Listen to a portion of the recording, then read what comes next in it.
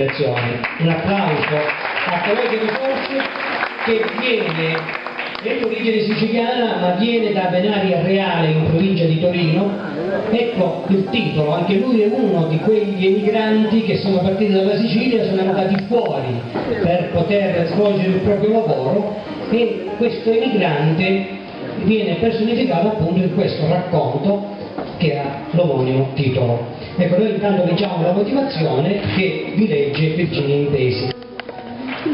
L'emigrante di Calogero Sorge è un racconto di grande attualità e attraverso descrizioni paesaggistiche e introspettive vive e coinvolgenti rispecchia la situazione drammatica di individui, e sono tanti, i quali per sopravvivere più che per elevarsi nella scala sociale lasciano il luogo natio e l'affetto dei propri cari e partono con tanta speranza nel cuore, con la valigia di cartone e una foto di famiglia, per luoghi in cui credono di migliorare la loro vita, ma scoprono di essere migranti nella loro nazione.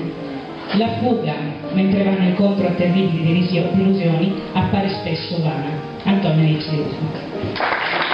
Grazie, per questo volevo fare una semplice domanda sempre riguardo all'argomento. Per lei personalmente che significato ha l'emigrazione?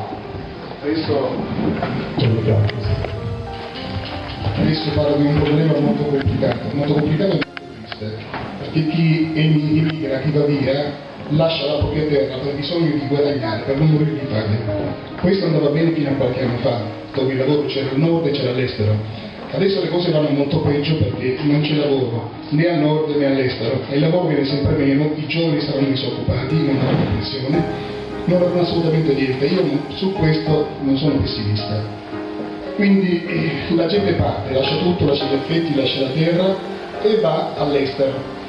Come andava prima Massimiliano per la Corleone, Carbone per esempio, nella miniera che poi si è incendiata e morta, e sono morti 273 persone, 135 italiani. Come anche adesso la gente va al nord e finisce sotto i ponti. Qui sotto i ponti, come c'è molta gente, io ho molti pazienti, io faccio il medico. Ho molti pazienti che sono disoccupati, vengono da qui dalla Sicilia e non trovano posto, non ci sono enti assistenziali, non c'è niente, finiscono sotto i ponti. Questa qui è la storia di uno di questo, ed è una tragica storia. Sarebbe da leggere, ma è troppo lungo.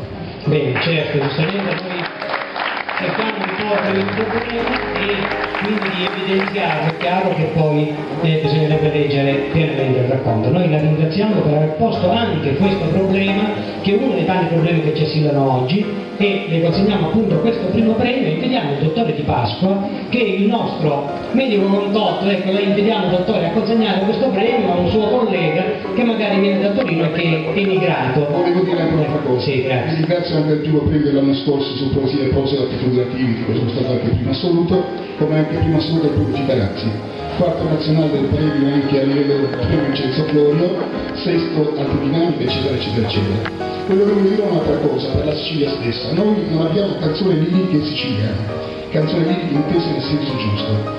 Abbiamo solo colonna per la cavalleria rusticana, dopodiché non abbiamo assolutamente niente.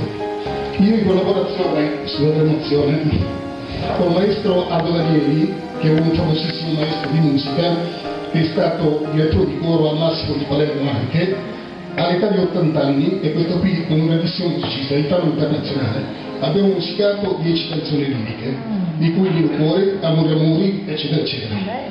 Questi qua si trovano su YouTube per chi volesse sentirle, cantate nella Reccia di Venaria Reale.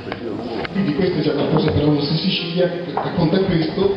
E l'ultimo trattato di 5 si parla dell'Alzheimer e di altre anche malattie sociali. Comunque presto saranno cantate, scusatemi la pensione.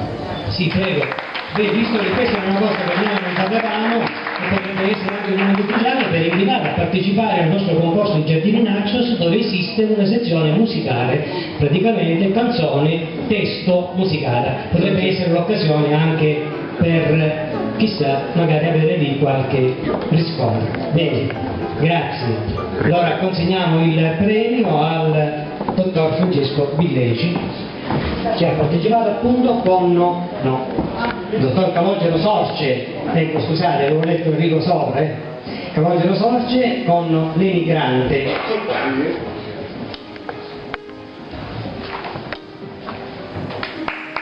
Bene, un applauso.